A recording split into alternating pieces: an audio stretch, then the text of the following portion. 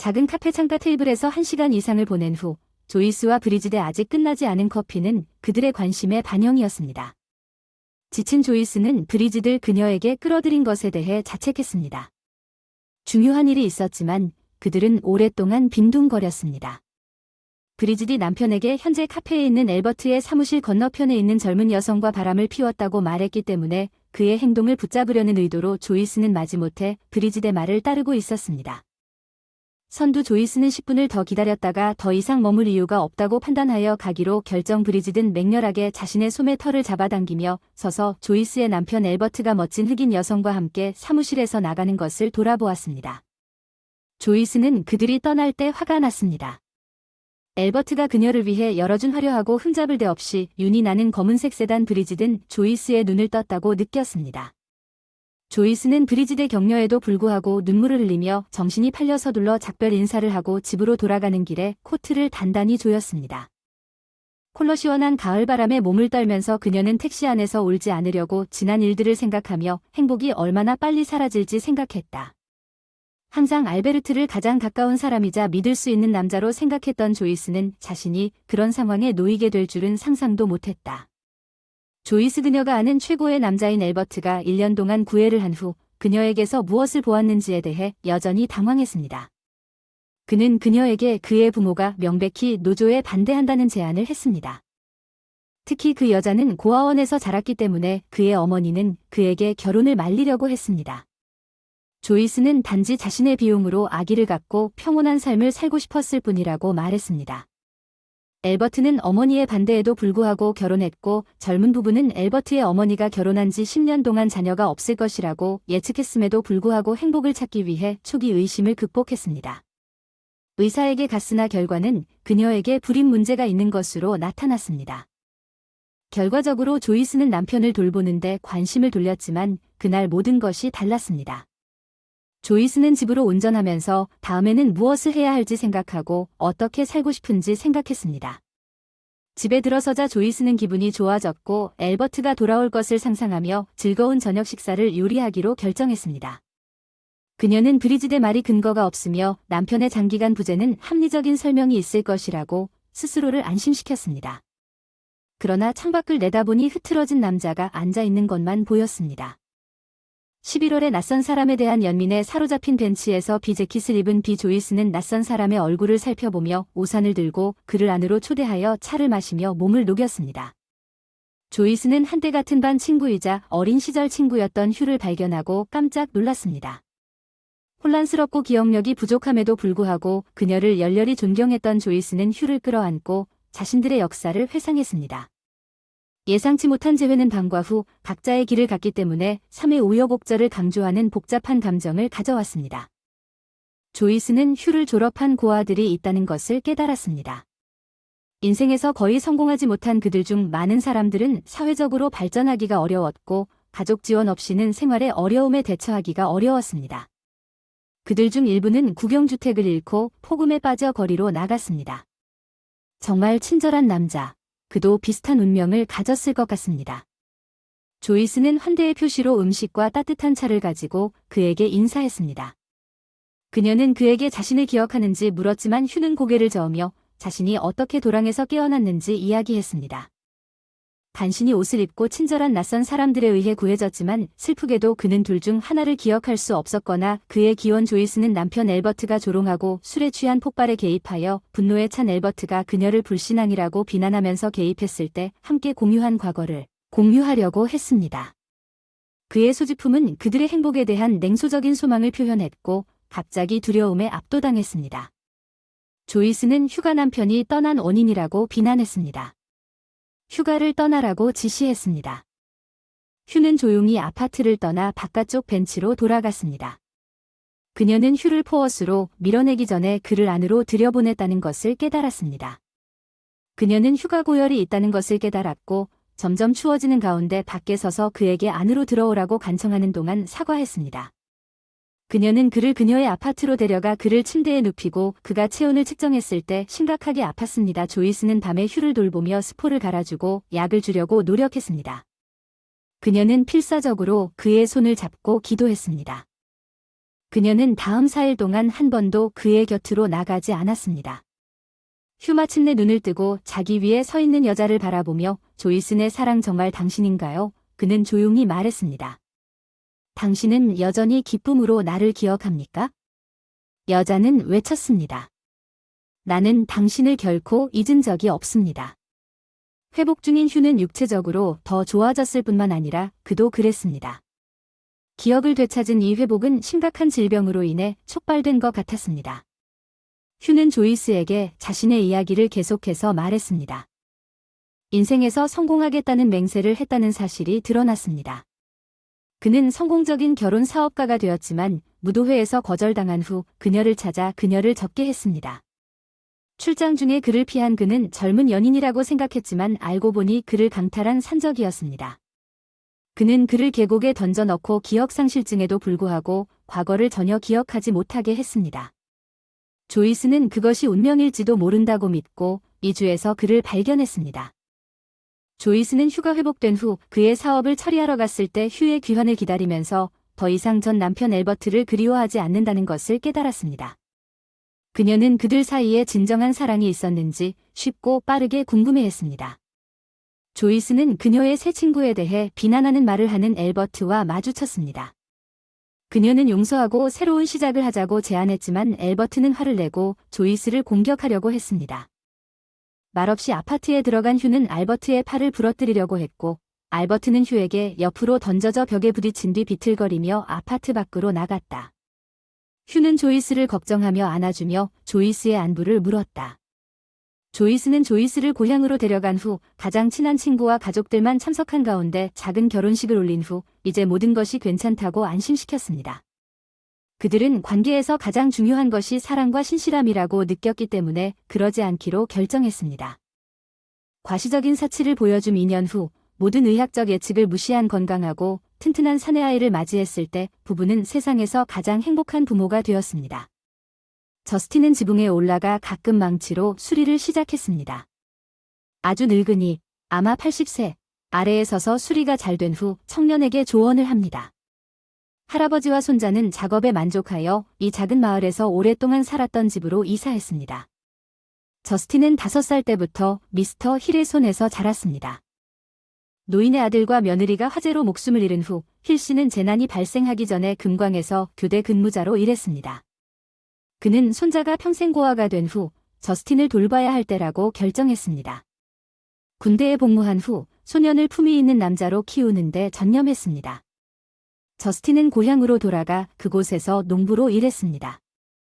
힐 씨는 증손자를 만나고 싶지만 저스틴이 결혼하지 않았다는 한 가지 잔소리가 있었습니다. 그러나 저스틴의 마음이 수년 동안 다른 여자들에게 쏠려 있었다는 사실을 모르고 할아버지는 저스틴이 군대에서 제대하자마자 손자에게 현지 여자들에 대해 생각하도록 격려했습니다. 그는 데이트를 시작했습니다. 웬디는 사랑스럽고 밝은 식료품점 직원이었지만 저스틴은 은밀하게 결혼을 시작했습니다.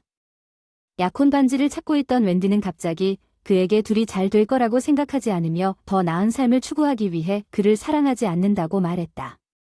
그녀는 3년이 지났음에도 불구하고 도시로 떠났다. 저스틴은 여전히 웬디에 대한 사랑을 마음으로 품고 있었다. 지붕 수리를 한 지 한 달 후 웬디는 한 살배기 딸과 함께 마을로 돌아왔습니다. 힐 씨는 이웃으로부터 이 소식을 듣고 화를 냈습니다. 젊은 여성과 그녀의 가족은 노인을 좋아하지 않았습니다. 웬디즈 60대의 어머니의 알코올 중독으로 목숨을 잃은 딸은 고아가 되었습니다. 웬디의 이모는 습관적인 파트너 교환자였습니다. 아침까지 잠을 자다 그의 사랑에 대한 생각이 그를 사로잡았다. 그의 가슴이 두근거렸다. 그들은 며칠 후 무작위 연속 만남을 통해 재회했다. 웬디는 어린 딸 몰리를 안고 저스틴에게 호기심 어린 미소를 지었다. 사람들이 자신을 소개하는 동안 어색한 침묵이 있었다. 저스틴이 앞으로 나아갔다. 그녀의 눈이 그를 따라오는 것을 느끼며 웬디의 눈은 눈물로 퉁퉁 부어올랐고 어느 날 저녁 저스틴이 멀리서 천둥 소리가 울리고 비가 내리는 가운데 저스틴이 직장에서 집으로 차를 몰고 갈 때 다음 며칠 동안 마을에서 사람들을 볼 때마다 낙담한 것처럼 보였습니다. 그는 웬디와 벤치에 앉아있는 딸이 걱정돼 빨리 집에 가라고 했다. 웬디는 이모가 자신을 내쫓고 갈 곳도 없이 내버려 두었다고 말하며 눈물을 흘렸다. 공감하는 저스틴은 그들에게 함께 살자고 권유했다. 웬디는 놀라서 자신의 과거에 대해 부끄러움을 고백했다. 저스틴에 대한 깊은 감정을 깨닫고 그녀는 무슨 일이 있어도 그를 곁에 두겠다는 의지를 표현했다. 저스틴은 몰리에게 웃으며 윙크하며 재빨리 이모집 마당에서 소지품을 모아 그의 집으로 가져왔다. 네 사람 저스틴의 할아버지 힐 씨는 웬디와 함께 있기가 어렵고 그녀에게서 물러나는 경향이 있음에도 불구하고 함께 생활을 시작했습니다. 저스틴은 사랑하는 사람과 함께 게임에서 스토리텔링을 통해 몰리와 긴밀한 관계를 발전시켰습니다.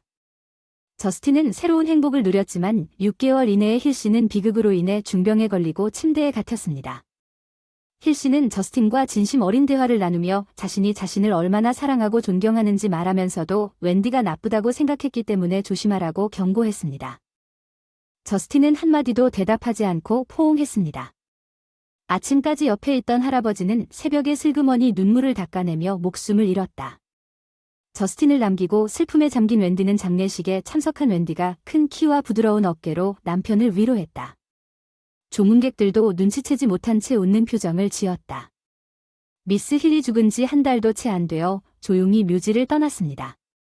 웬디는 사람들에게 집을 팔고 더 큰 도시로 이사하는 것에 대해 이야기하기 시작했습니다. 웬디는 저스터스의 직업 전망이 향상되고 말리에 성장하는 자녀가 더 나은 교육 기회를 갖게 될 것이라고 생각했지만 저스틴은 확고히 이를 거부했습니다. 집을 떠나자 웬디의 태도가 바뀌었습니다. 그녀는 진지하고 과묵해졌으며 많은 비용에도 불구하고 저스틴의 월급에 대해 자주 불평했습니다. 저스틴은 웬디를 행복하게 해주기로 결심했기 때문에 이 문제를 해결하기 위해 시간제 택시 운전사로 일했습니다. 처음에는 행복했지만 오래 가지 못했습니다. 어느 날 저녁 저스틴이 계속 지쳐서 지쳤습니다. 저스틴은 운전대에서 잠들 뻔했습니다. 가까스로 재난을 피했습니다. 이 사건은 경고가 되었지만 저스틴은 웬디의 행복을 보장하기 위해 과로를 고집했습니다. 비극 스트럭 원 비가을 저녁, 미끄러운 도로에서 차가 미끄러져 도랑으로 전복된 구조대원들은 망가진 차량에서 저스틴을 구출해야 했습니다. 저스틴은 장기 수술과 한 달간의 집중 치료 끝에 목숨을 건졌지만 지속적인 통증 관리와 광범위한 치료가 필요한 심각한 부상을 입었습니다. 재활 웬디는 예후를 알고 즉시 재정 상황에 대해 걱정했습니다. 처음에는 저스틴을 만나기를 꺼렸지만 그가 집에 온 후 2개월 동안 그를 돌보았습니다. 웬디는 결국 유명시설에서 저스틴의 재활 비용을 지불하기 위해 집을 팔 것을 제안했고 그녀에 의해 열정적인 치료사 저스틴은 웬디가 그 집을 자신의 이름으로 옮기자고 제안했습니다. 다음날 그를 귀찮게 하지 않고 더 빨리 팔기 위해 공증인은 저스틴이 웬디를 믿었기 때문에 열성적으로 서명한 선물 증서를 제출했습니다. 얼마 지나지 않아 잠재 구매자가 나타났습니다. 복도에서 웬디와 조용히 대화를 나누던 젊은 여성이 나타났습니다. 그들의 대화는 낯선 사람이 저스틴의 방을 들여다보는 것으로 끝났고 배된 환자를 목격한 그녀는 움츠러들고 재빨리 문을 닫았습니다. 저스틴은 그들의 대화를 모르고 귀를 기울이려고 안간힘을 썼습니다. 웬디는 구매자에게 그 사이에 매매 계약을 체결하도록 설득했습니다. 그녀는 환자의 수명이 몇 달밖에 남지 않았다고 주장하면서 재정적으로 어려움을 겪고 있는 구매자를 마지못해 돌봐주겠다고 약속하는 대가로 상당한 할인을 제안했습니다. 천식이 있는 아이는 그날 공기가 깨끗한 마을에 집이 필요했기 때문에 동의했습니다. 웬디는 돈을 받고 이모 집에 가지 않고 화해하지 않기를 바라며 떠났습니다. 다음날 전화에 응답하지 않고 조용히 저스틴을 떠났습니다. 저스틴의 울음소리에 서둘러 어린 아들과 함께 도착했습니다. 그녀는 집에 대한 대금을 이미 받았기 때문에 웬디가 떠났을 것이라고 설명했습니다. 저스틴은 초기 충격이 가라앉은 후 재활을 위해 자금이 할당되었다는 사실에 당황했고 새 주인인 베아트릭은 그들의 문제를 심의했습니다. 다음 단계 그들의 삶의 우여곡절 이야기 공유 할머니 덕분에 약초에 대한 지식이 풍부한 베아트릭은 취침 시간에 저스틴을 위해 혼합물을 가져다 주었고 그는 저녁 내내 진통제를 요구하지 않았다는 것을 깨닫고 우정의 시작을 알리고 삶에 대한 열정을 다시 불러일으켰습니다. 웬디의 속임수에 대해 기분이 좋지 않은 베아트릭은 불편함을 완화하기 위해 저스틴에게 마사지를 자주 주었습니다. 베아트릭은 힘들고 몇 달 후 절망의 순간이 있었음에도 불구하고 허브 마사지와 가벼운 운동을 인내했습니다. 저스틴은 자신이 할 수 있는 긍정적인 증상을 보이기 시작했습니다. 일어나서 팔다리를 움직이고 결국 그의 첫걸음을 내디뎠습니다. 이것은 승리였습니다. 저스틴과 베아트릭은 결혼을 축하했습니다. 2년 후 그들은 이 몇 달 동안 서로 너무 가까워져서 그들의 삶이 떨어져 있다는 것을 상상할 수 없었습니다. 엠 블레이크라는 이웃이 조용히 준 것입니다. 저스틴은 결혼식 중 봉투 안에 할아버지가 보낸 편지가 들어있다고 속삭였습니다. 이 편지는 몇 년 전에 저스틴의 삶에서 완전히 사라졌을 때만 저스틴에게 전달하라는 구체적인 지시 사항이 담겨 있었습니다. 편지를 읽은 저스틴은 할아버지를 놀라게 했습니다. 그는 금광에서 일하면서 저축한 오래된 단풍나무 밑에 금을 포함한 보물을 묻어두었습니다. 저스틴은 근처의 밭을 사서 유기농 청정 재배에 헌신하는 농부가 되어 보물을 제대로 관리하고 신중하게 사용할 수 있었습니다. 빅릭은 몇 년 후 저스틴의 아들을 낳았습니다. 어느 날 저스틴이 사업차 시티 파워머즈 마켓에 참석하고 있을 때 웬디를 처음 만났을 때 그는 그녀가 흐트러진 포동포동한 생선 장수처럼 보이는 사람과 같은 사람이라고 생각하지 않았지만 웬디는 그 사람을 식별했습니다.